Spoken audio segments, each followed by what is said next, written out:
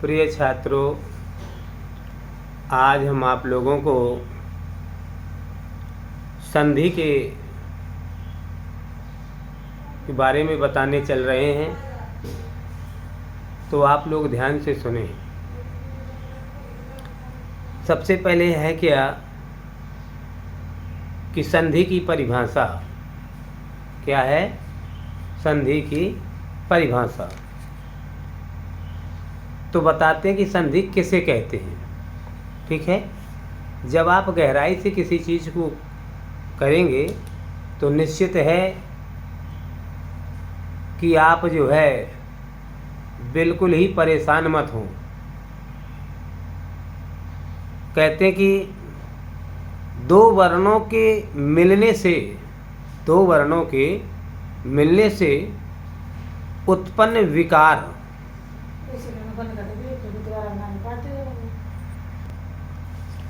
तो बताया जाता है कि दो वर्णों के जब आपस में मिलने से उत्पन्न विकार अथवा किसी वर्ण के संयोग से दूसरे वर्ण का बदल जाना अथवा वहाँ पर स्थान का परिवर्तन हो जाना ही आदि क्रियाएं जो होती हैं वो संधि कहलाती हैं। ये संख्या में कितनी होती हैं भाई? परिभाषा के बाद अब पूछा गया, एक प्रश्न बन गया कि संधि कितने प्रकार की होती हैं। तो संधि 3 प्रकार की बताई गई हैं। स्वर संधि, हल अथवा व्यंजन संधि, और तीसरी है आपकी विसर्ग संधि। अब आपका जो स्वर संधि आया कि स्वर संधि किसे कहते हैं, तो वर्णमाला में वर्ण 2 प्रकार के होते हैं। वर्णमाला में वर्ण जो है 2 प्रकार के होते हैं। एक होता है स्वर तथा दूसरा होता है व्यंजन। अब हिंदी के अंतर्गत स्वर जो है आपके 12 होते हैं।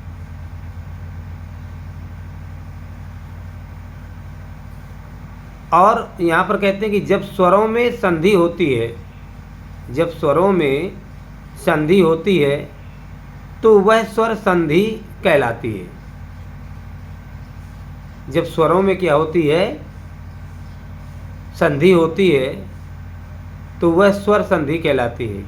यह 5 प्रकार की होती हैं। अब यदि पूछ दिया जाए कि स्वर संधि की परिभाषा बताइए तथा स्वर संधि कितने प्रकार की होती है, तो आपने ये बताया कि स्वर संधि क्या होती है कि जब स्वरों में संधि का प्रतीत होता है तो वह स्वर संधि कहलाती है। यह 5 प्रकार की होती हैं। नंबर 1 दीर्घ संधि, नंबर 2 यण संधि, नंबर 3 वृद्धि संधि, नंबर 4 गुण संधि और नंबर 5 अयादि संधि। तो ये 5 प्रकार की संधियां हुई। अब आपकी सबसे पहले यण संधि आई, और यण संधि का जो सूत्र होता है तो उसको जो है एको यणचि कहते हैं। स्वर संधि को के जो सूत्र हो का रूप में इसको लिया जाता है, तो इसको जो क्या कहते हैं, एको यणचि कहते हैं। अब स्वर संधि के अंतर्गत जैसे इसमें जो भेद हुए, इसके जो खंड दिए गए, तो कहते हैं नंबर 1 में जो आपका यण संधि हुआ, जो इसका सूत्र हमने आपको बताया कि एको यणचि होता है। अब यण संधि की परिभाषा बताएं तो क्या है कि यदि कोई असमान स्वर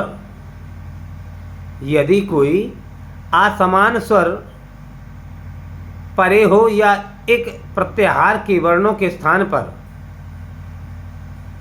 यण प्रत्याहार के वर्ण हो जाते हैं, जैसे कि बताया जाए आपको, अर्थात ऐसा भी कहा जा सकता है कि ई उ ऋषि और लेट, ई उ ऋषि वाला रा और लेट वाला ला वर्णों के स्थान पर यदि बाद में कोई असमान स्वर आ या आ आदि हो तो ई का या और ऊ का वा, ई का या और ऊ का वा और ऋषि का रा और लेट का ला हो जाता है। ठीक है। और वैसे भी यदि यार देखा जाए, उदाहरण के तौर पर देखिए आप कि इत्यादि। अब हम आपको एक चीज़ और बताएं, एक छोटी सी बहुत सिंपल परिभाषा इसकी ये है कि यण संधि में जहाँ पर भी कहीं आधा अक्षर का प्रतीत हो, अर्थात कटे हुए अक्षर का प्रतीत हो, तो वहाँ पर आप ये समझ लीजिए कि यण संधि आपकी दी गई है। जैसे आपका इत्यादि, क्या दिया गया? इत्यादि दिया गया। अब इत्यादि जो आपका एक पद हो गया, वैसे अब आप लोगों को हाई स्कूल में केवल निश्चित उत्तरी अर्थात बहुविकल्पी प्रश्नों के अंतर्गत ही पूछा जाता है। यहाँ कोई विग्रह संधि का विग्रह करते हुए जो है कुछ भी नहीं पूछा जाता। तो पद, सबसे पहले पद हुआ आपका इत्यादि हो गया, फिर इसके बाद विग्रह किया तो इति धन आदि कर दिया। क्या कर दिया गया? इति धन आदि कर दिया। अब इति में क्या आया आपका? यदि आप इसमें देखा जाए सूत्र के अनुसार तो ई पहला अक्षर कितना आया? ई आया।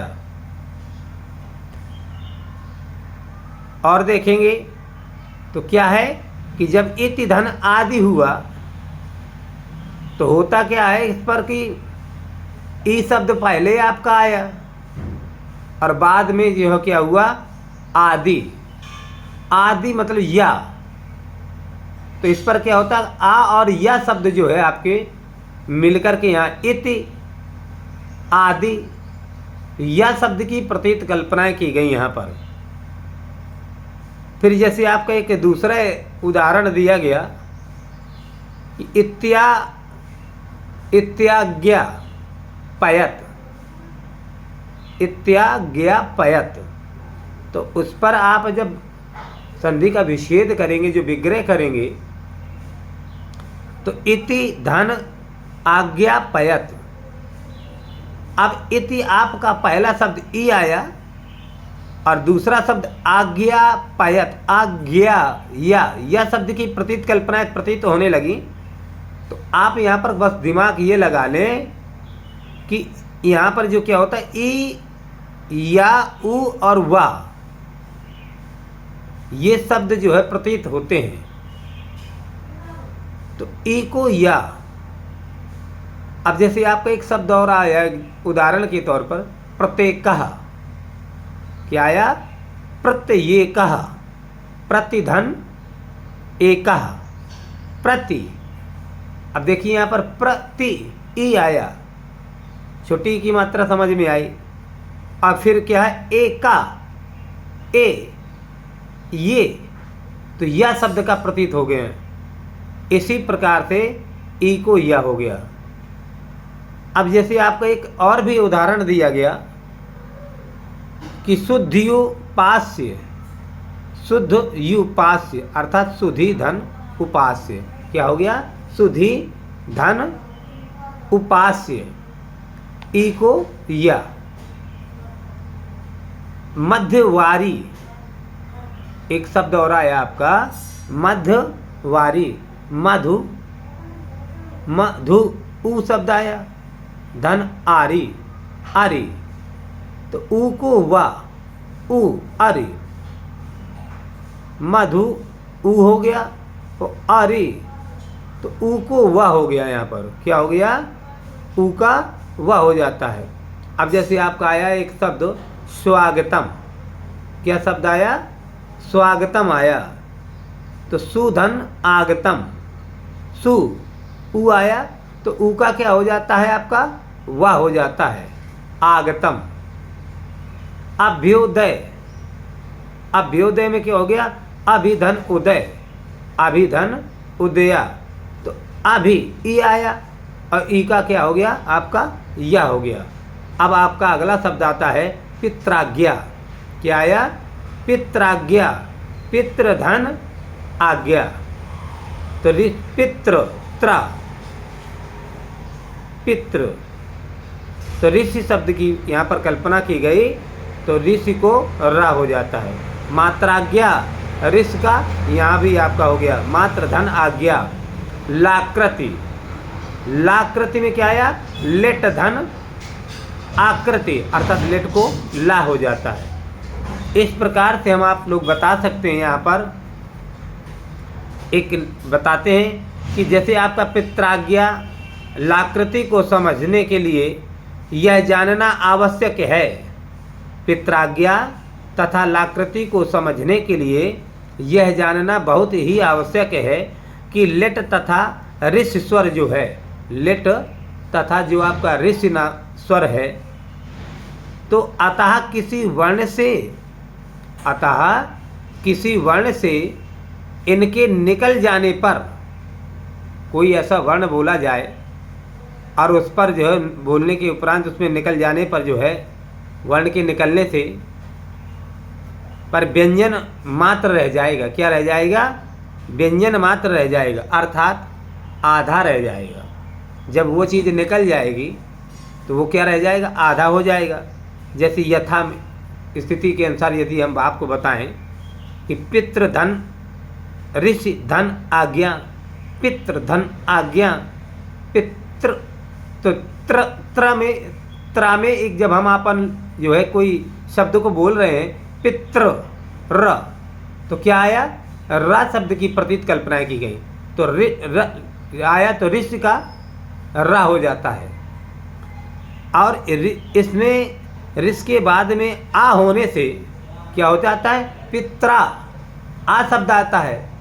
तो देखिए सबसे पहले आप इसकी पहचान क्या करेंगे? यहाँ पर या, आ और या, ये दो शब्द ऐसे बोलने पर जो है आपके प्रतीत होंगे। तो आ होने से रा हो गया, अतः यहाँ पे पितृ धन रा, धन आज्ञा, पित्राज्ञा। इसी प्रकार से यह जो है अब जो है तत् धन रा बनेगा, तब त्रा व्यंजन है, अतः आज्ञा का आ इसमें मिल जाएगा। आज्ञा का इसमें आ है, इसमें मिल जाएगा। तब त्रा को त्रा क्या हो जाता है? त्रा हो जाएगा। क्या हो जाएगा? त्रा हो जाएगा। सबको मिला देने पर क्या मिल जाएगा? सभी को यदि जब मिला दिया जाएगा तो पित्राज्ञा बन जाएगा। पित्राज्ञा बन, इसी प्रकार लाकृति भी सिद्ध होती है। इसी प्रकार जो है आपकी क्या सिद्ध होती है? लाकृति भी सिद्ध होती है। लाकृति कैसे सिद्ध होती है? जैसे आधांत, आधांत में क्या है? आ धन अंत, अर्थात आदि धन अंत। जैसे न्यूना, न्यूना को क्या करेंगे? निधन ऊना। जैसे आपका एक शब्द आया यद्यपि, यदि धन अपि।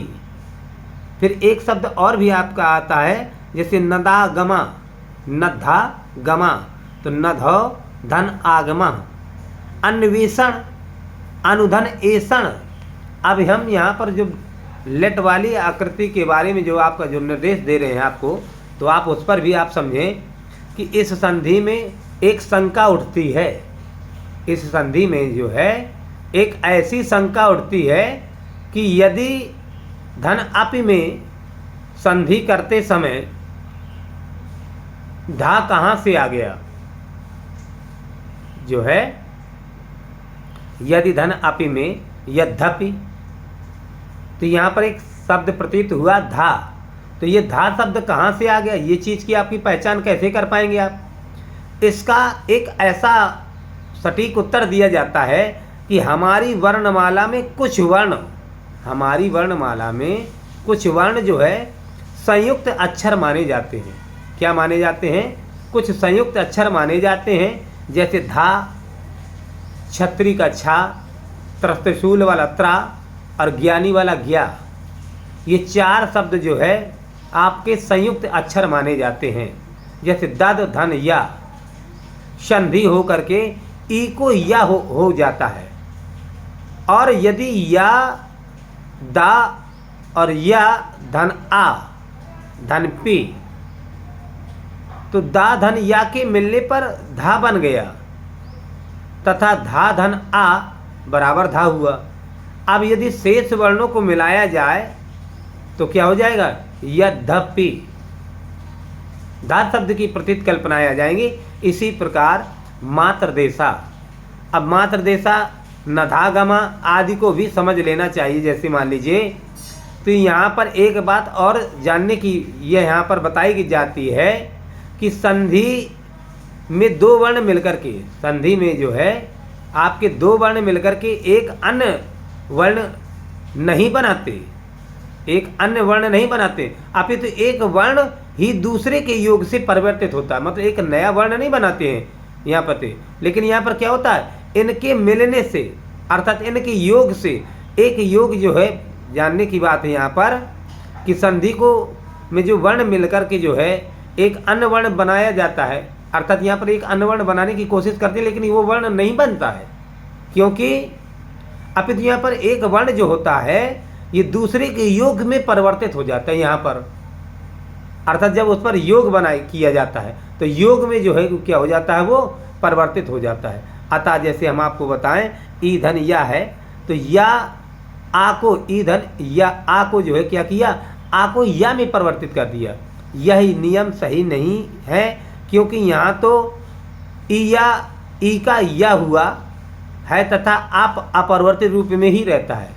अर्थात यहाँ पर हम आप लोग एक चीज़ बता सकते हैं कि सबसे पहले यण संधि में देखिए, हम आपको एक छोटी सी चीज़ साधारण बताएं, ज़्यादा पढ़ने की ज़रूरत नहीं है।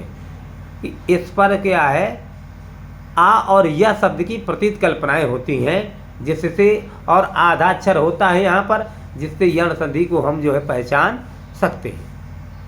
तो आज के इस वीडियो में हम आपको यण संधि के अंतर्गत हमने आप लोगों को बताया।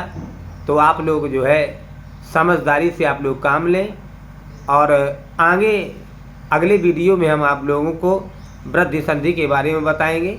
जय जय श्री राधे राधे। और एक चीज़ और हम आप लोगों को बताएं, देखिए आप लोग हमारे चैनल को सब्सक्राइब करते रहें, हमारी वीडियो को जो है लाइक करते रहें, शेयर करते रहें, और हमारी लाइव भी चलती है तो हमारी लाइव में भी आप हमें कमेंट करें और शेयर करें, और अच्छे आप लोग कमेंट करें, ताकि हम आप लोगों को, जब आप हमें अच्छे कमेंट भी करेंगे तो जो है हम आप लोगों को निश्चित है कि बहुत अच्छे रोज़ाना वीडियो और लाइव पर भी आप लोगों को बहुत अच्छे प्रश्न देते रहेंगे, ताकि आपकी जो यूपी बोर्ड की हाई स्कूल की जो परीक्षा है अगली आपकी जो 2027 में, तो उसमें आप लोग अच्छे अंकों से जो है आप लोग उत्तीर्ण हों। यही हमारी आप सभी लोगों से आशा है। जय श्री राधे राधे।